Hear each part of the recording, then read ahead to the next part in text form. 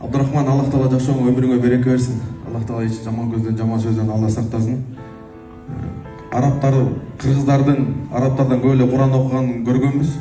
Бирок кыргыздар арабтарга сабак берип атканын көргөн эмеспиз. Ушу Мадинага барганда ушу устаздын сиздердин атыңыздардан кыргыз элинин атынан устазына жакшы белек тапшырганбыз. Ошол кезде барып окуган жерин көрүп, арабтарга сабак берет экен да, машалла. Мен биринчи жолу тарыхта, балким сиздер көргөн чыгарсыздар, бирок мен көргөн эмесмин. Кыргыздын баласы араб тилинде арабтарга Куран окуп аткан биринчи Абдурахман болсо керек. Анан балаң жакшы чыкса жердин үстү жакшы экен дейт. Балаң жаман чыкса жердин асты жакшы экен дейт. Кээ бирлердин балдары бар түрмөгө чөйт, атасын кайгырта.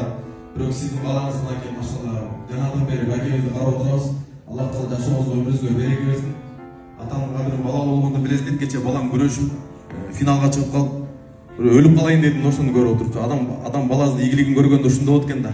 Ошо сизге Аллах Таала жашооңузго өмүрүңүзгө береке берсин. Анан бизден башканын баары деле биякта окутса керек, мен эле окшойт, эле окутпаган. Көчөт тиккен экенсиздер, ошол көчөттүн мөмөсү Мадинага чейин жеттиптир. Устаздар, сиздерден Алла ыраазы болсун. Сиздердин кызматыңыздар менен Кыргызстанда ушундай дин көтөрүлүп атат. Анан эми өзүбүздүн атыбыздан дебейбиз, кыргыз элинин атынан ушул Максаттан мырза менен сүйлөшкөнбүз.